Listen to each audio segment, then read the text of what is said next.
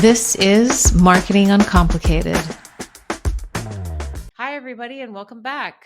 I have a special guest today. We're going to dive into the vibrant world of Mari Ribeiro, the trailblazing trademark lawyer, traveler, speaker, author, and mindset coach. A whole bunch of stuff that we're going to get into. Really important things for small businesses, and specific also when it comes to mindset, which I really want her to dive into because it's fabulous in terms of what she does for her clients. She caters specifically to entrepreneurs with a lifestyle business, and she'll explain to us what that is. Mari also runs her own innovative lifestyle law firm while being a full-time traveler. What is her mission, you guys may ask? To educate, empower, and inspire savvy entrepreneurs to discover and embody their own sense of greatness while enjoying the ride along the way. Hi, Mari. Welcome.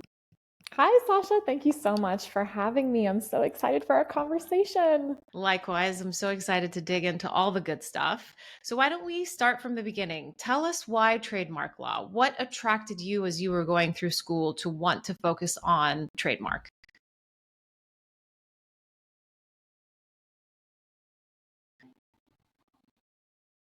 Are you there? Now I'm here. Okay, I Okay. have poor service. Could you repeat the question because I missed it? Yeah, no problem. We'll just edit that out. So I Okay. want to start from the top and dig into a little bit in terms of why trademark law? What excited you and what attracted you to that specific area of the legal industry? Well, I got into trademark law because there was a need from my client. I was originally a corporate lawyer, so I was doing transactional work, putting together contracts, negotiating deals, this kind of thing. And I was approached by my client. They were in the tech space and they were super concerned about their brand being stolen because they were in logistics. So, like, they were Mm-hmm. moving these shipping containers, and their brand has been really noticed. And they approached me and they asked me if I could do this. And I had no idea what I was doing. And I was like, Yeah. sure, I can do this for you. The Yeah. really cool thing about law school is that they really teach you how to be self sufficient. And so, Yeah. even though you may not be specializing in any particular area of the law, you have the tools in order to figure it out as Yep. you are a lawyer. And so I had my first client who was the one who showed me how to do trademarking. So I figured out how to do it. And once I figured out how to do it, and I was reading about it and I was learning about it like on the spot, I really started seeing that, wow, all of my clients need to know about this. Actually, this is actually really Yeah. important. So it was actually presented to me first. And then I started shifting over and I actually left corporate transactions. And now my firm specifically focuses on trademark law. So I was just asked to do it. And that's how I started. I love how a client like pulled you in, to support from that angle. That's so awesome. So then in the sense of like just leaving the corporate law space and building up your clientele, how did you start doing that just from a marketing standpoint?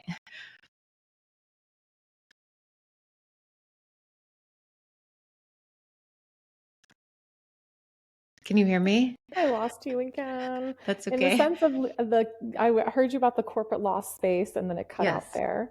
Yeah. So, in terms of once you stepped away from corporate law, because I assume that you were working with a company, and you jumped in to support your client to do this. Tell us then how the trajectory of what became Mari's, profession in terms of really growing your trademark space, owning your own company, and then really shifting into the whole mindset coaching and all of that. I really want to learn about that full journey. Sure. So I would love to say that I chose to be an entrepreneur. I did not. I had Yeah. no plans of going out on my own. I was actually working for a litigation law firm. So I was in court. I was like putting on the suit and I was like fighting out for justice and all kinds of stuff. And then I was doing that for 2 years. The cases dried up. And then my boss pulled me into his office and he said, "Today's your last day." So Yeah. I packed up all of my things. And at the same time, I was like, okay, well, I always thought maybe I could give it a go to try to open up my own firm, but I was super scared. So, like, I don't come from a family of lawyers. I don't come from a family of entrepreneurs. So, I really had no idea what I was doing. And so, what I did was I formed my company, but at the same time was brushing up my resume, and I was Yeah. also applying and going on interviews. And I said, "Okay, God, like whatever you want me to do here, like just make it work. If it's Love becoming that. my own, having my own law firm, great. If it's going to be going to another firm, great. So because of course I was super scared, didn't know what I was doing, of course I got another job. Yeah. So then I transitioned into real estate law, and I was doing real estate transactions. So I was closing on these commercial properties. That did not last very long. And I also got the notice, today is your last day. I had a fabulous attorney, and I'm being super sarcastic, who was my managing attorney, that she had it out for me. So My goodness. I got laid off on that one as well. And then I said, okay, God, I hear you. Like, I needed to get laid off 2 times to understand that I am not really meant to be. I'm not meant to be an employee. I am meant to be an entrepreneur and have my own business. And that was really where the start of my mindset shift happened, because I was under the impression that there is a such thing as a sense of security with a job. Sure. And I learned it twice that is not the case. And so if I wanted job security, I would have to create it myself. And therefore, I really had to understand that by getting fired 2 times.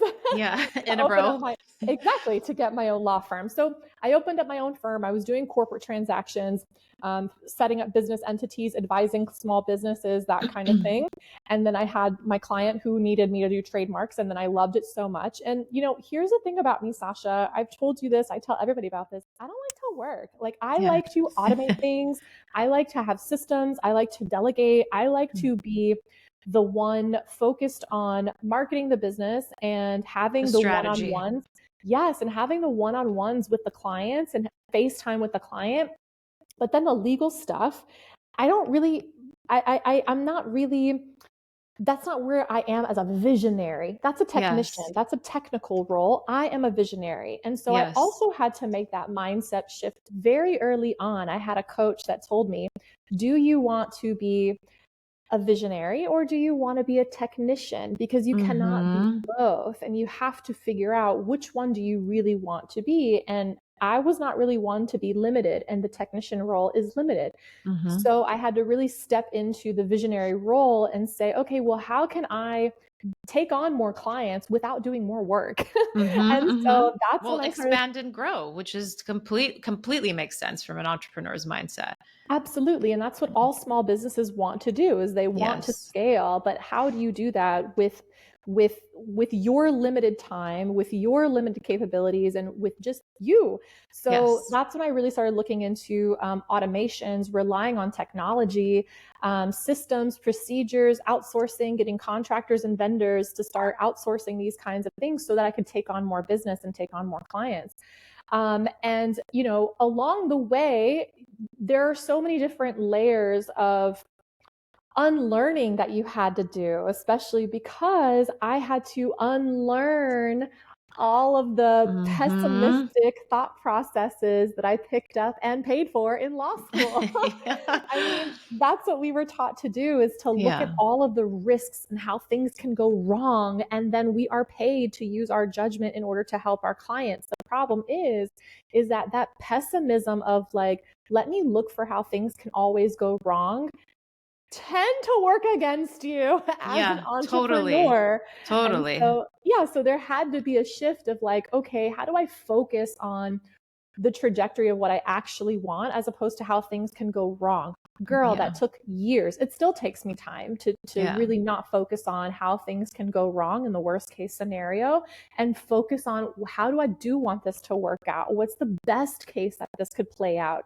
And that takes a lot of work because we're so conditioned to think about things going wrong. I love what you said, visionary or technician, and then the unlearning process, and then the conditioning that we're all set up. I mean, it is so profound that I think even when people do step out to start their own company, wherever they've come from, whether they've come from an enterprise company, whatever they've been doing in the past, or maybe it's just this new generation that's graduating and they're like entrepreneurship all the way, nobody's looking for a full-time job.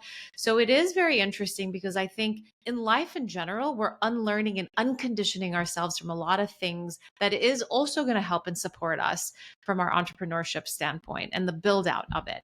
So tell me then the combination of the support that you have from a trademark standpoint and the coaching aspect. How do those intertwine and work with each other when you are working with your clients? Do you work with So them together, or is it separate? And because I was doing a lot, I was receiving a lot of coaching. I yeah. was getting a lot of support in those unlearning conditions and teaching myself with, of course, the help of business coaches and reading and podcasts and all these resources that like everyone just chews on now.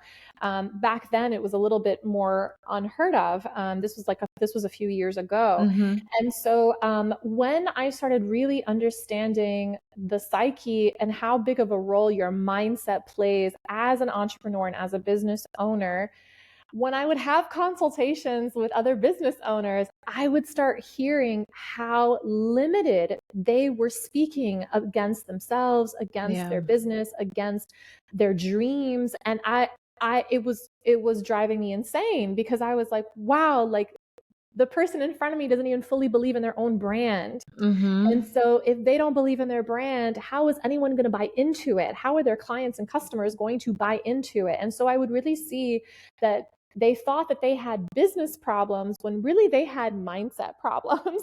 And so what Yeah. I started noticing is in my consultations, I would actually start coaching them and I would actually start helping them think through and asking them questions. And, the good thing is that because I'm a lawyer, I automatically train people who are coming to consult with me to trust me. And they Yeah. do trust me. And I Sure. invite them to do that. And so I'm in a very unique position because, yes, they come to me for business, but we talk way, way beyond business, way Mm-hmm. beyond the brand, and way beyond trademarking.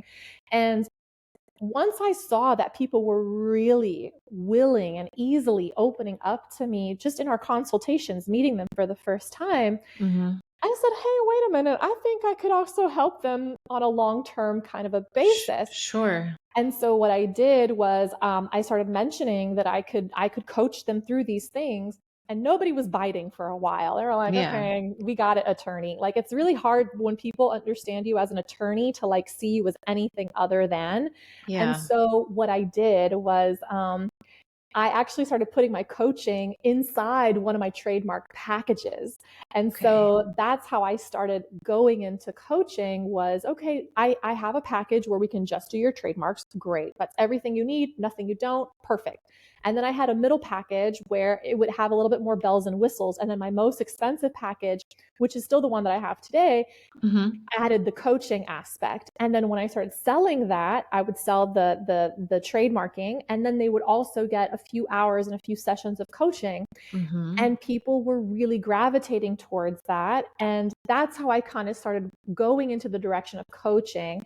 And now I have it as a standalone service as well. So if Mm-hmm. you came to me originally as a trademark client and then you wanted to continue working with me on a long-term basis for coaching, I had something for you where you could just purchase the coaching without having to purchase the Trademark. trademarking as well. Yeah. So I Yeah. had to get a little creative on like offering it together because when I Yeah. tried to offer it as a standalone, people weren't biting. So it's another thing too of, when you're an entrepreneur and again you have this vision, it's trial and error. It's trial and Mm-hmm. error and just Mm-hmm. trying it out with your specific services, with your specific niche, with your specific clientele.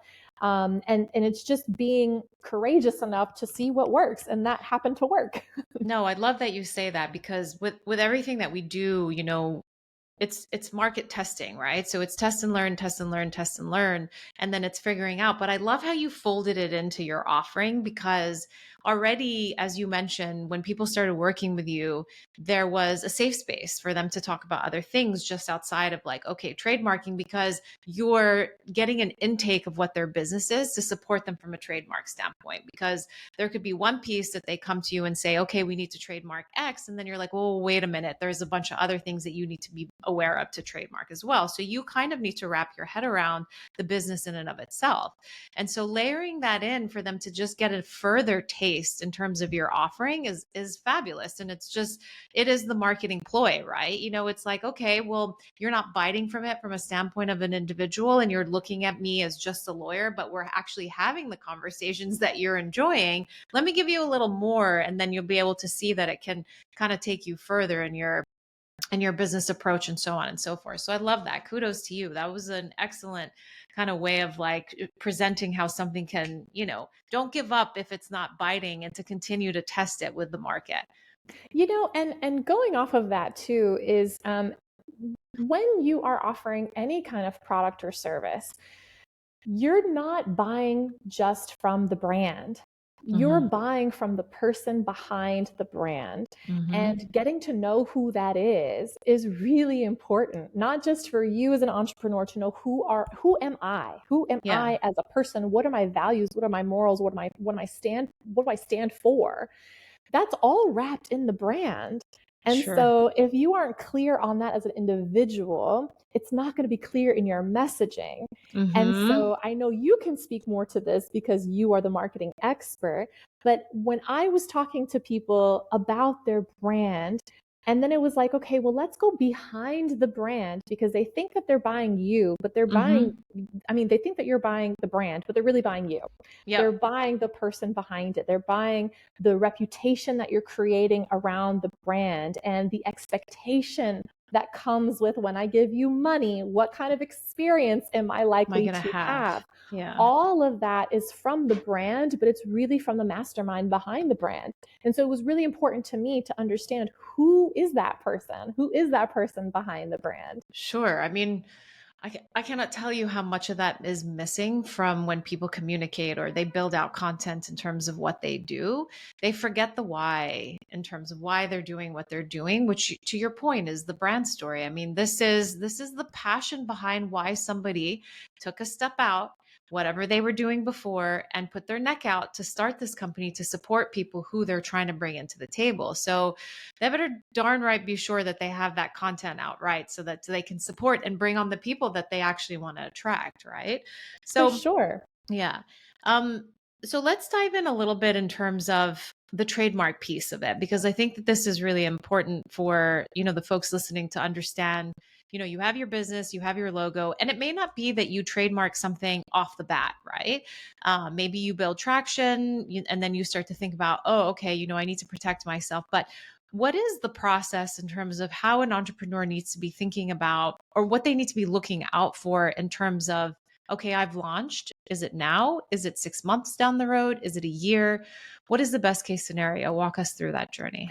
So before we dive into that, I think it's really helpful to clarify what even is trademarking. Trademarking is just making sure that nobody can copy or steal your brand. What's your brand? The brand is the face of your business. It is how your customers and your clients recognize that they want to buy from you and not your competitor. Yep. So it's your ID, it's your facial recognition. It is how people will be able to see you in the market space. That is your brand, and it could be wrapped into your company name. It could be wrapped into your logo. It could be wrapped into a slogan or a tagline. It could be wrapped into your product name, what you name your product or your services.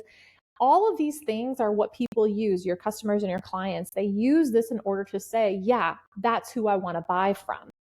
So now that we understand the branding, how do you know when it's time to actually trademark it? Trademarking is when you legally own your brand. So you don't actually have any legal rights to your brand underneath federal trademark law unless you have a federal trademark registration. Interesting. And when is the right time to do it? There is no number. It's not like, oh, if you've been in business for X amount of years, you should do this. Or if you're making X amount of dollars, that's when you should do this.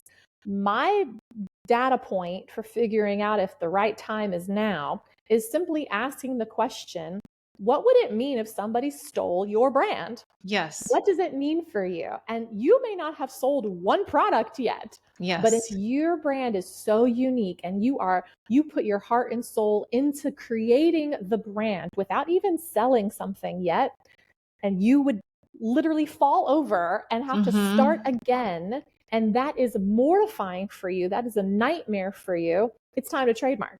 Yes. So it doesn't really matter if you've been in business for a few months, if you haven't even started your business, if you haven't sold something yet, or if you've been in business for 5, 10, 15, 20 years. It doesn't matter the time frame. The question is always going to be, what would it mean to you if somebody copied your brand, beat you to the market, and then kept you out of it, kept you out of using that brand?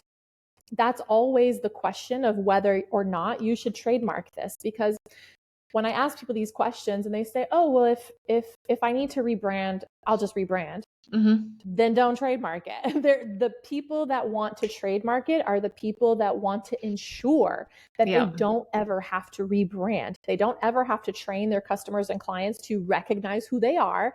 They don't have to retrain their customers and clients to be able to recognize them, to be able to recreate the reputation, however long it takes for them to create that in the business, in the market space.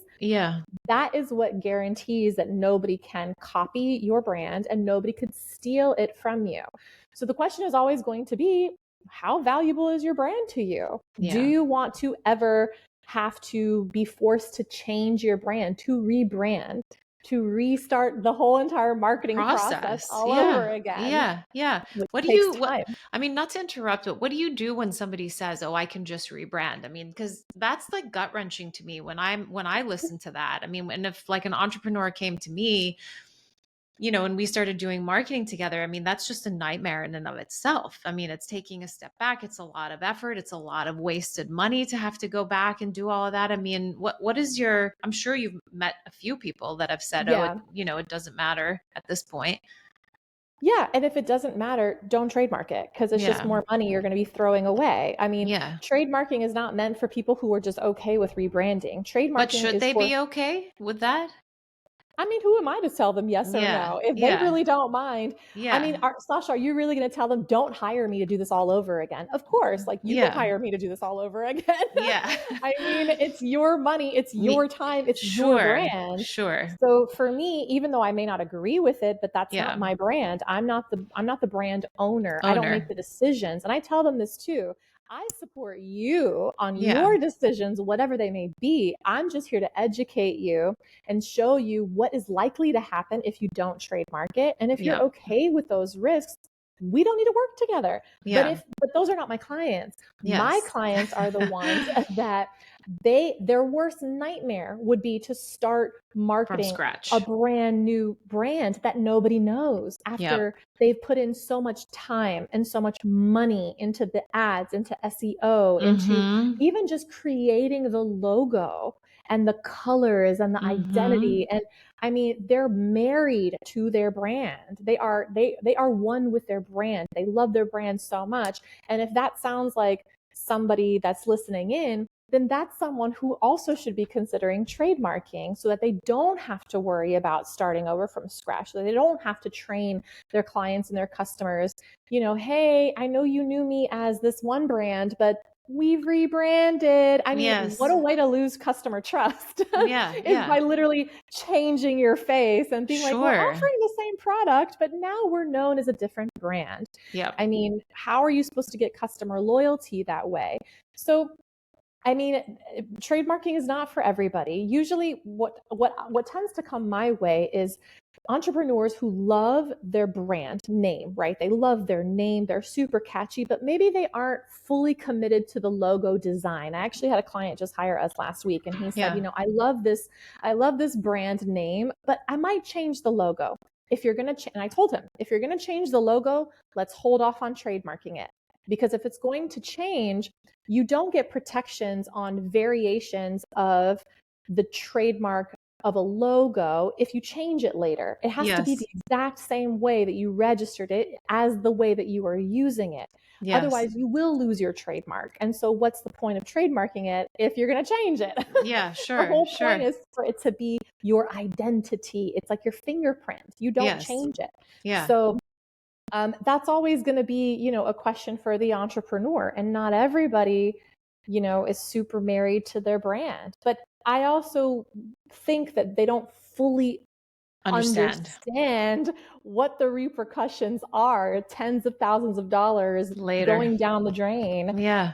So months and years of marketing something that no longer has the same face. I mean, but people will do what they're going to do. Yeah, totally. Have you had people that have come to you that are at a process of rebranding and they're like, "Oh, we never want to do this again. Let's trademark"? I've had clients that have come to me Yeah.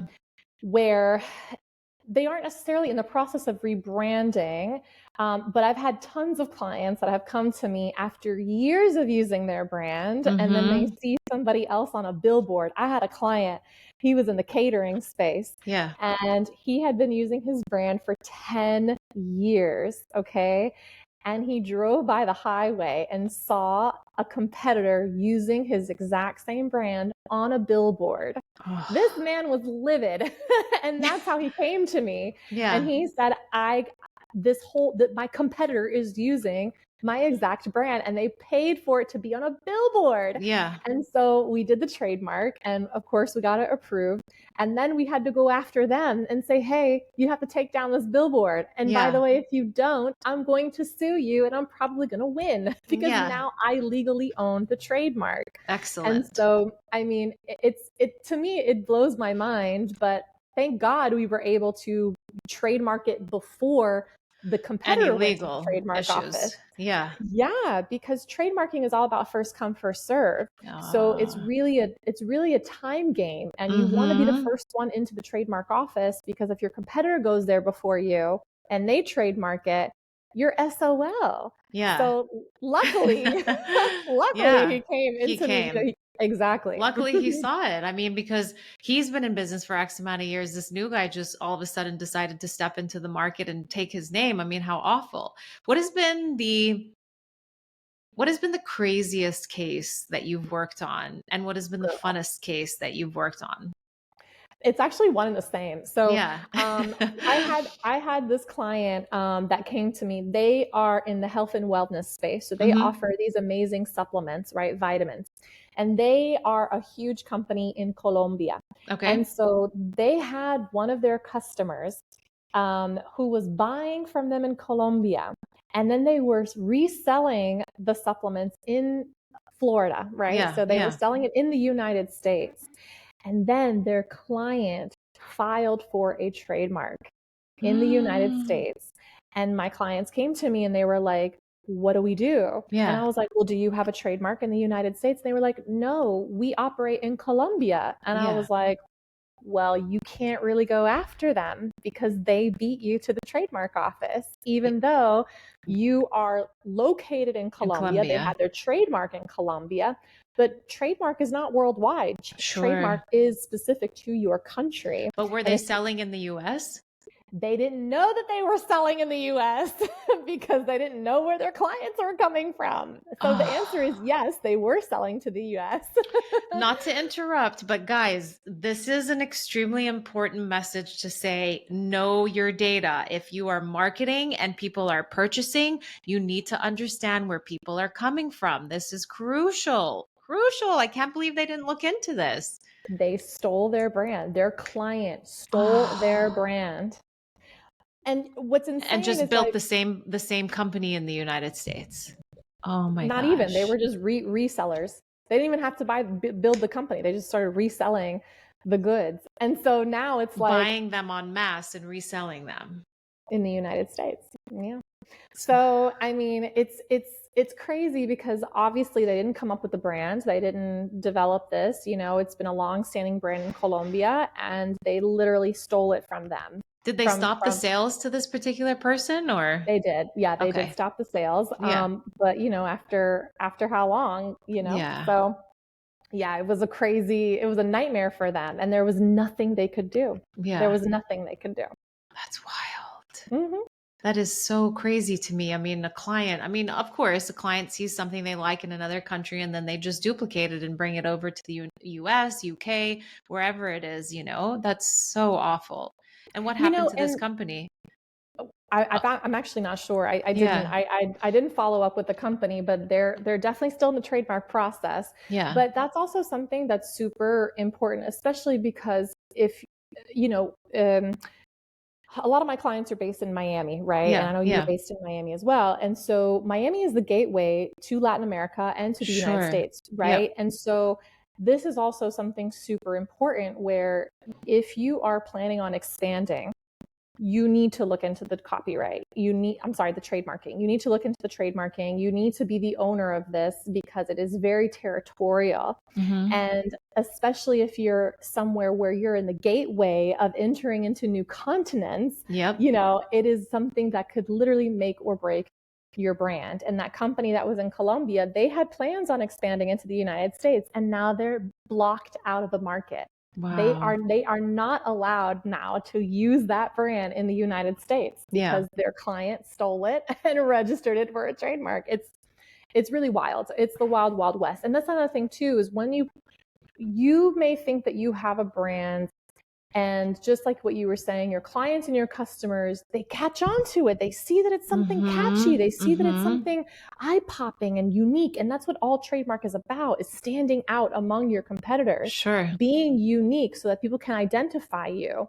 If you have something that's unique, you should absolutely own it. Otherwise, it's going to get taken from you at one point or another. Yep. And we live in a Absolutely. very, litigation type of society. It's a very litigious society. And so people steal things all the time. They Yep. steal things all the time. And the only way to stop them is to already legally own it, Yeah. And this could be something that maybe it never happens, but at least you have the peace of mind. It's like an insurance policy. You like hope that. you don't ever have to use it. But You it's hope there. not. Yeah. But it's there. And then you're spending a few thousands of dollars in the beginning in order to legally own it with a trademark registration versus having to bring a lawsuit, and you may or may not win, because I don't know what, no lawyer is going to tell you have a slam dunk case. There is no such thing as a slam dunk case.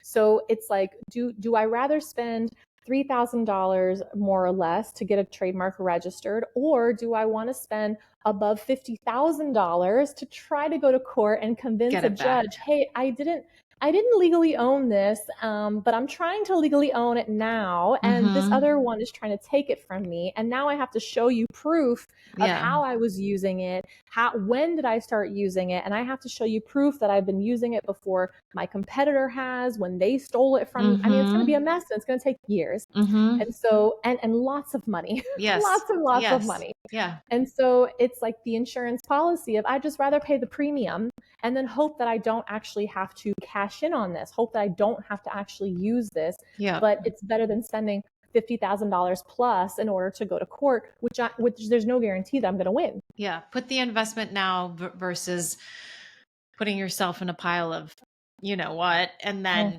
having to spend a lot more to gain something back that you've put your heart and soul into. So is there something that business owners can do for those that are listening who are either thinking about starting a business, or they've been in business for X amount of years and they haven't looked into the whole trademark policy? Where can they go to do a little bit of research before they contact someone like you? The United States Patent and Trademark Office, they have pretty good resources. The only issue is that sometimes it's a little bit funky to navigate. Always. But Somebody's calling all government websites. Help. We need better ways to navigate your sites.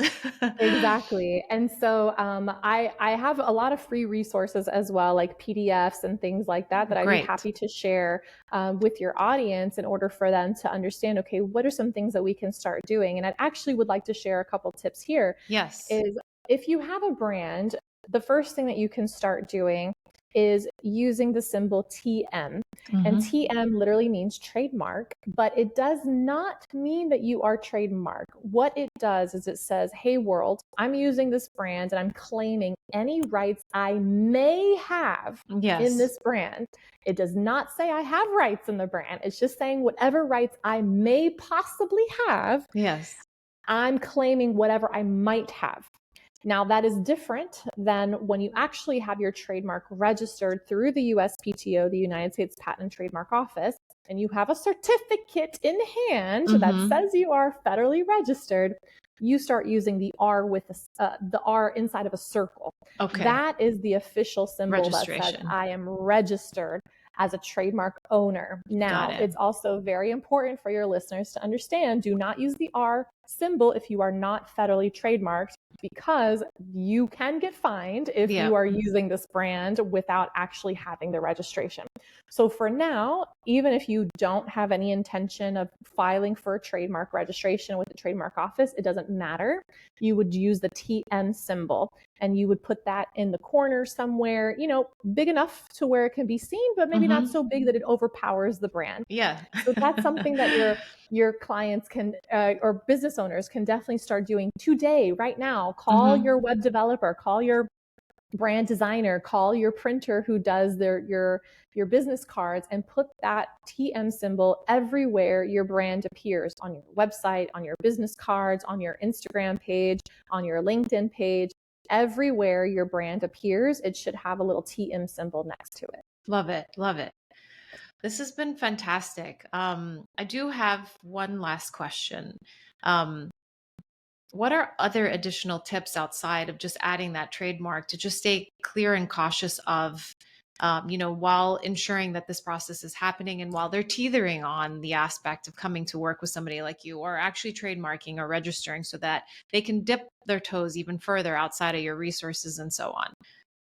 So the first thing would definitely be doing a trademark search. Yes. So one of the cool things when you do a consultation with me is we do what I call a knockout search together with the client. I share my screen and we go inside the United States Patent and Trademark Office, and I type in their brand and I look to see whether or not a similar brand or the exact brand has tried to go through the trademark office before. Because the trademark search, it's really important because you cannot trademark something that's already been registered if you guys are in the same industry. Okay. So you want to take a look and see, is somebody else already using this brand? For two reasons. One, I'm probably going to get denied if I try to trademark it and it already exists.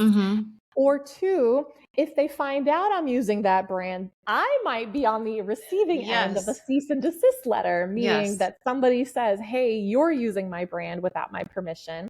It's trademarked, and you could be inviting a lawsuit. Yep. So doing a search is really, really, really going to be the first step in seeing if it's trademarkable and making sure that you're avoiding any potential lawsuits against you for trademark infringement. Got it. And where do they go to do that search?